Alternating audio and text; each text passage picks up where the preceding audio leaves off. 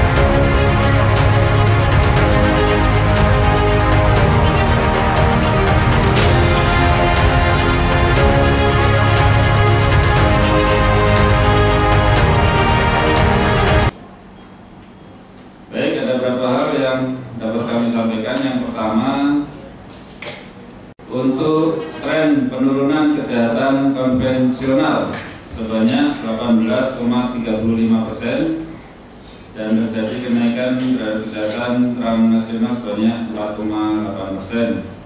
Kemudian jumlah tindak pidana mengalami penurunan sebanyak 38 kasus atau 20,76%, di mana pada tahun 2019 ada sebanyak 183 kasus dan tahun 2020 ini sebanyak 145 kasus. Jadi ada penurunan 20,76%. Kemudian jumlah penyelesaian tindak pidana mengalami kenaikan penyelesaiannya sebanyak 17%. Tahun 2019 sebanyak 78% untuk penyelesaian tindak pidana, kemudian tahun 2020 sebanyak 95%. Kemudian khusus untuk kasus curat, tahun 2019 sebanyak 21 kasus, turun menjadi 7 kasus di tahun 2020, jadi penurunan sebanyak 6,6%, 6,66%. Untuk kasus curanmor juga mengalami penurunan dari 15 kasus menjadi 8 kasus. Kemudian kasus narkoba ini mengalami kenaikan dari 104 kasus naik menjadi 109 kasus. Kemudian untuk kasus narkotika ini untuk pertama kalinya di Kabupaten HSS mengamankan narkotika jenis ganja sebanyak 2 paket dengan berat kotor 19,47 gram dan berat bersih 17,1 gram yang terjadi pada hari Jumat tanggal 14 Agustus 2020 sekitar pukul 22 di Jalan Al-Idut, Kecamatan Medan Kota. Untuk kasus laka lantas ini mengalami penurunan dari 56 kasus dengan jumlah kerugian material 118.150.000. Ini turun menjadi 41 kasus dengan kerugian material 132.100.000. Jadi ada penurunan untuk kasus laka lantas. Kemudian pelanggaran lalu lintas mengalami penurunan juga dari sebanyak 3.863 kasus menjadi 1.732 kasus atau turun sekitar 55,1%. Ini mungkin juga karena situasi pandemi COVID juga mengalami penurunan. Kemudian untuk upaya pencegahan penyebaran virus COVID-19 ini melalui operasi justisi yang dilaksanakan bersama-sama dengan TNI dan Satpol PP. Ini dilaksanakan kegiatan secara rutin setiap harinya sebanyak 5 kali ya dalam sehari. Ini dengan hasil mulai tanggal 1 September 2020 sampai sekarang telah terjaring pelanggaran prokes atau protokol kesehatan sebanyak 154.713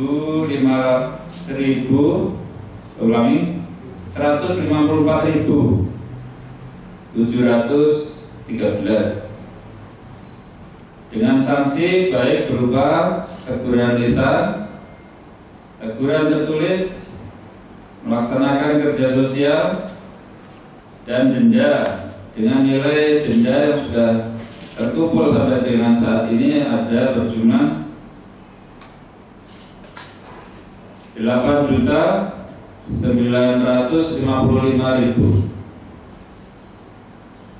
Ini dilaksanakan denda oleh Satpol PP ya. Kemudian pengungkapan kasus menonjol. Terjadi aksi teror yang terjadi di daerah selatan, yaitu penyerangan Mapolsek daerah selatan dan oleh OTK pada tanggal 1 Juni 2020 yang menyebabkan 1 orang anggota Polsek daerah selatan meninggal dunia atas nama Brigadir Leonardo Latupapua ya. Sudah dinaikkan pangkat menjadi Brigjen Anggota.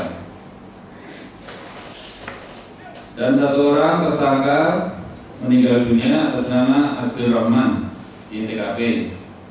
Kemudian hasil pengembangan oleh tim Densus 88 sudah diamankan sebanyak 5 tersangka. Dan saat ini proses penyidikan perkara sudah tahap 2 dan ditahan di rutan Densus di Cikeas. Kemudian pengungkapan kasus pembunuhan berencana yang terjadi pada hari Jumat tanggal 17 Juli 2020 di Jalan Kapten Piret Tendian, Banyuanyar, Jambulir, Kecamatan Kandangan, yang diawali dengan ditemukannya mayat yang tidak terkenal, mayat seorang perempuan.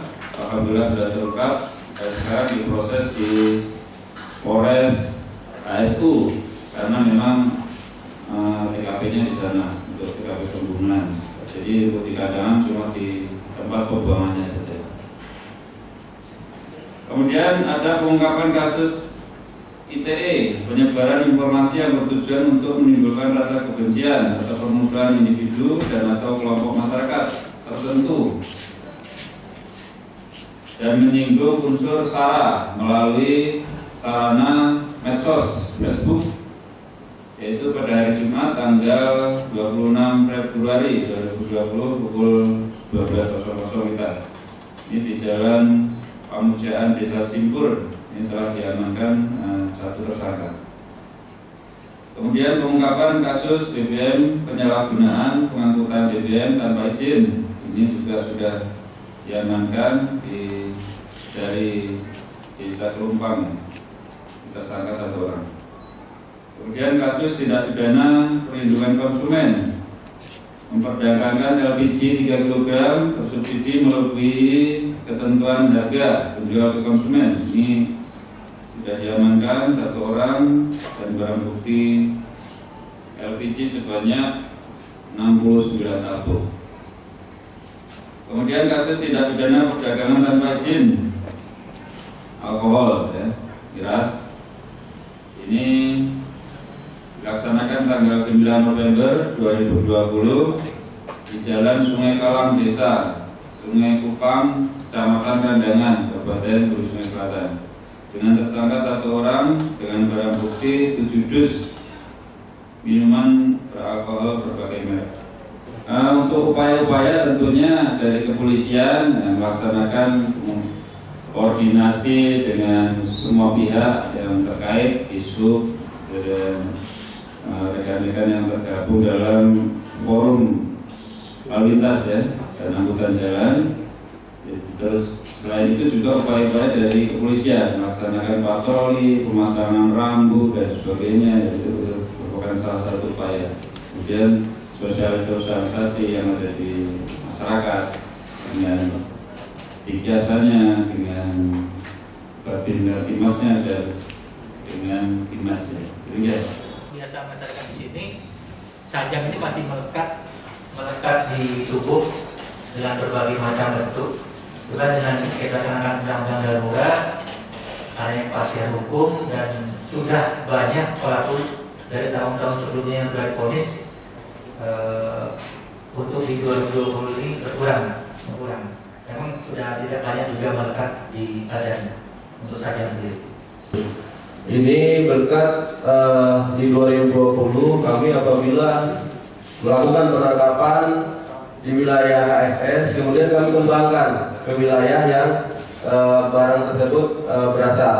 Nah, sehingga ini yang menjadi peningkatan tadi. Wilayah HSS sebetulnya hanya perlintasan. Kami juga pernah mengungkap di tahun 2019 1 on itu barang dari Banjarmasin menuju ke wilayah lain. Nah, pada saat operasi sikat kami menemukan barang itu. Jadi barangnya memang kebanyakan dari yang diungkap di HSS adalah barang dari luar. Hanya memang ini adalah yang pertama kali Satres Narkoba Polres HSS mengungkap kasus ganja di HSS. Pada saat kami intro tersangka, mereka mengaku bahwa barang tersebut dikirim dari Medan. Jadi proses pengiriman mereka adalah membeli baju, jaket secara online.